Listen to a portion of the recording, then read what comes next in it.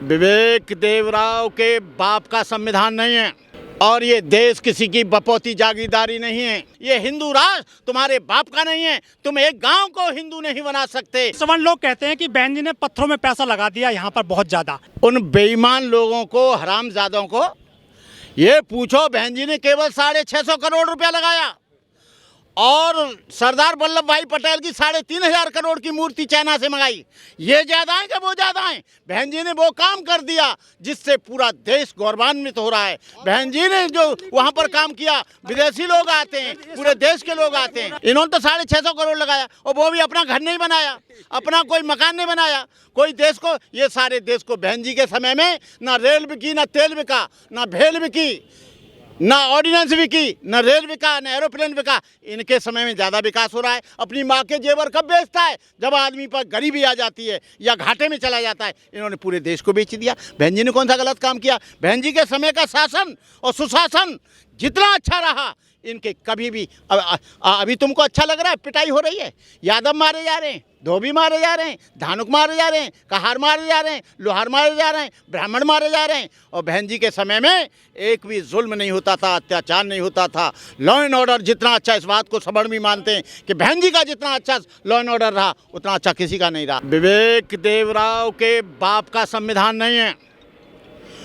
और ये देश किसी की बपौती जागीरदारी नहीं है। ये देश एससी का है, एसटी का है, बैकवर्ड का है, ओबीसी का है, बीसी का है, मुसलमानों का है, ईसाइयों का है, बौद्धों का है, सिखों का है। वो जो बाबा साहब के संविधान को बदलेगा, वो देश को तोड़ने की बात करता है, देश को टुकड़े करने की बात करता है। कौन ऐसा विद्वान है जो दूसरा संविधान बनाएगा? ये मनुस्मृति के आधार पर ये देश नहीं चलेगा, रामायण के आधार पर ये देश नहीं चलेगा, गीता के आधार पर ये देश नहीं चलेगा, कुरान और बाइबल के आधार पर ये देश नहीं चलेगा। ये देश चलेगा तो बोधिसत्व डॉक्टर बाबा साहब अम्बेडकर के बनाए संविधान से चलेगा। यदि यहाँ पर संविधान बदला जाता है तो मुसलमान अपनी नमाज को अदा नहीं कर पाएगा मस्जिद में, और ये ईसाई प्रार्थना नहीं कर पाएगा, बौद्ध वंदना नहीं कर पाएगा। ये देश को बदलने का और हिंदू राष्ट्र जो बनाने की बात कर रहे हैं, ये हिंदू राष्ट्र तुम्हारे बाप का नहीं है। तुम एक गांव को हिंदू नहीं बना सकते। किसी गांव में, मेरे गांव में चले जाना या तुम्हारे गांव में चले जाना, वहां पर पूछना कि यहाँ कोई हिंदू है क्या? हिंदू नहीं बताएगा, कहेगा यहाँ ब्राह्मण रहता है, क्षत्रिय रहता है, वैश्य रहता है, शूद्र रहता है, नाई रहता है, धोबी रहता है, धानुक रहता है, कहार रहता है, सुनार रहता है, लोहार रहता है, चमार रहता है, पासी रहता है, काछी रहता है, अहिर रहता है, गडरिया रहता है। अरे यहाँ पर कोई हिंदू बिंदु नहीं है। हिंदू ये विदेशियों की हुई देन है, जो अफगानिस्तान से लोग आए थे, जो मुस्लिम देश से आए थे।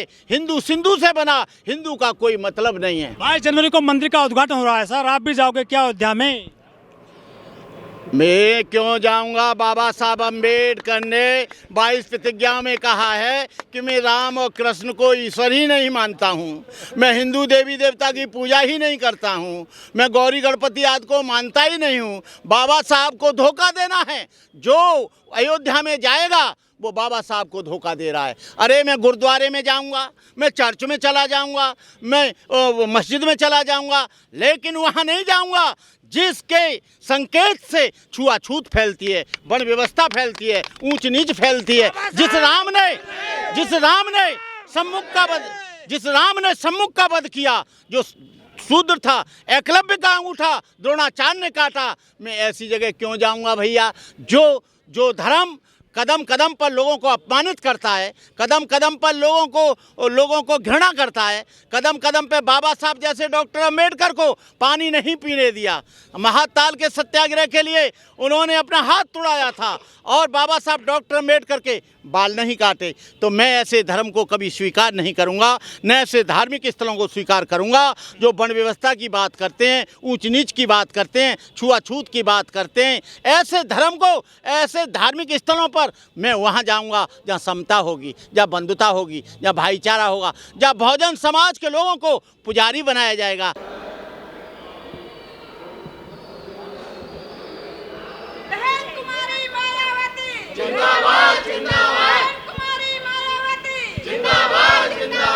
बाबा साहब डॉक्टर अम्बेडकर को मेरा सत सत नमन।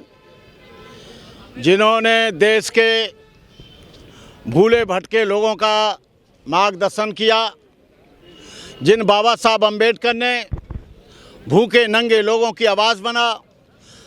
लेकिन वो 6 दिसंबर की काली रात को 1956 को बाबा साहब जो सूर्य था वो ढह गया, करोड़ों लोगों को अनाथ बना गया। बाबा साहब डॉक्टर अम्बेडकर के हम बहुत आभारी हैं, जिन्होंने हमें सामाजिक, आर्थिक, राजनीतिक और शैक्षणिक अधिकार दिए। आज बाबा साहब डॉक्टर अम्बेडकर नहीं होते। आपने पूछा कि बाबा साहब डॉक्टर अम्बेडकर का सपना साकार हो रहा है। हाँ, बाबा साहब डॉक्टर अम्बेडकर का सपना साकार हुआ है। बाबा साहब डॉक्टर अम्बेडकर की वजह से उत्तर प्रदेश में 4 बार बहुजन समाज पार्टी की सरकार आई है।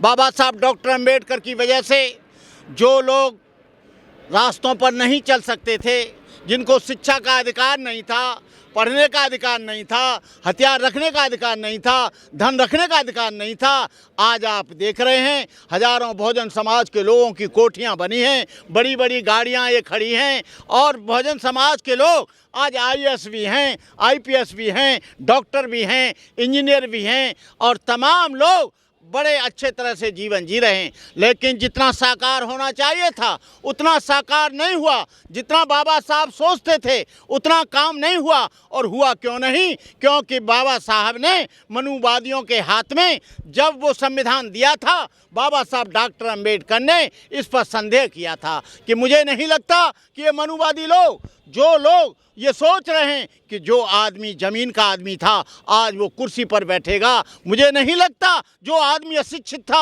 आज वो शिक्षित होकर कॉलेज में प्रोफेसर बनेगा, ये उस संविधान को लागू करेंगे। लेकिन संविधान आज तक लागू नहीं हुआ। संविधान बाबा साहब तो पूरा काम करके चले गए, बाबा साहब ने तो सब काम किया, लेकिन इन बेईमान लोगों ने जो सत्ता में बैठे हैं इन्होंने संविधान को लागू नहीं किया। यदि एक ही बात को पूरा कर देते कि बाबा साहब का जो मिशन है, बाबा साहब का जो संविधान है, समता, स्वतंत्रता, बंधुता, भाईचारे पर आधारित है, लेकिन जितेंद्र मेघवाल मूछ रखता है तो उसका पाली में सर कलम कर दिया जाता है। आपको इंद्रवाल मेघवाल जब उसको छूता है घड़े को तो उसका कत्ल कर दिया जाता है। ये मनीषा वाल्मीकि हाथरस में उसके साथ बलात्कार कर दिया जाता है। कासगंज में बारात नहीं छड़ने जाती है। इसके लिए तो एक ही आपके पास चारा है, दूसरा चारा कोई नहीं।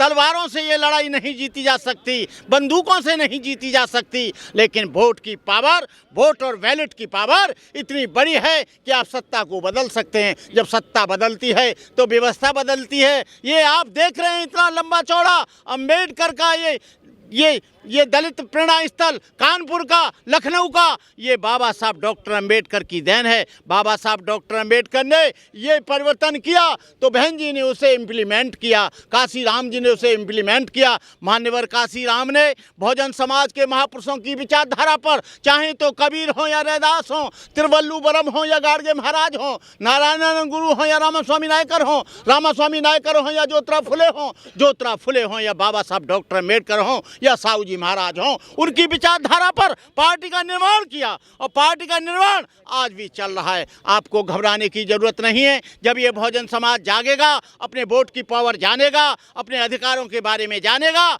उस दिन देश में एक नया भूचाल खड़ा हो जाएगा, एक नया परिवर्तन शुरू हो जाएगा, एक नई आगाज शुरू हो जाएगी, एक नया विद्रोह बगावत शुरू हो जाएगी। अभी तक हमारा समाज जाग नहीं रहा है। जो जागेगा तब वो मनुवाद भागेगा। जब बाबरी मस्जिद शहीद हुई तो उसको तोड़ने का काम बैकवर्ड के लोगों ने किया, बैकवर्ड के लोग उसमें मारे गए।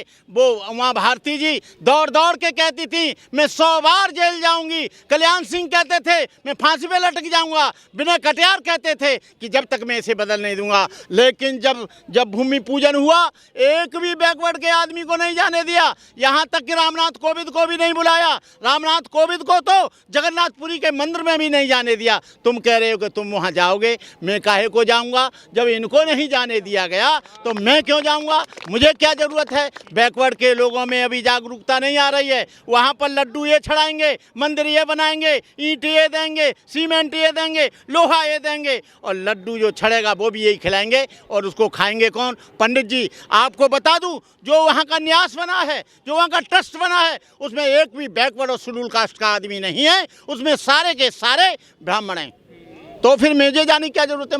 बसपा का इतना गिर रहा है वोट बैंक, 10 में से 2 सीटें रह गई हैं 3 राज्यों में, और 12 के बाद से लगातार बीएसपी हार रही है। क्या वजह मानते हैं आप?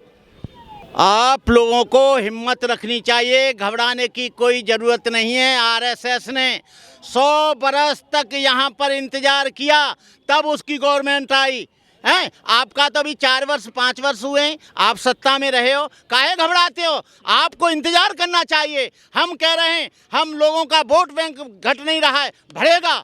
और ये लोग जो बेईमान लोग हैं, वो ईवीएम के द्वारा घोटाला हो रहा है। हमारा वोट कभी नहीं घटता है, हमारा वोट लूटा जाता है, हमारा वोट ईवीएम के द्वारा डिस्कनेक्ट होता है। इसलिए वोट कोई कमी नहीं हो रहा है। आप चिंता मत करो, 2024 में वोट दे दो। बहन जी पीएम बनेंगे 24 में, लग रहा है? अरे भाई, अभी से काहे को हल्ला मचा रहे हो? हल्ला मचाओगे तो ये बैकवर्ड के लोग और वोट नहीं देंगे, ब्राह्मण और वोट नहीं देंगे। तू काहे को ऐसा प्रश्न कर रहा है जिसमें हमारा कबाड़ा हो जाए बीएसपी का? कंजूसी बढ़ते हैं। हाँ, अभी से अभी हुआ कुछ नहीं है और चक्कर में पड़ा। ये प्रश्न मत करो, ये बेकार प्रश्न है।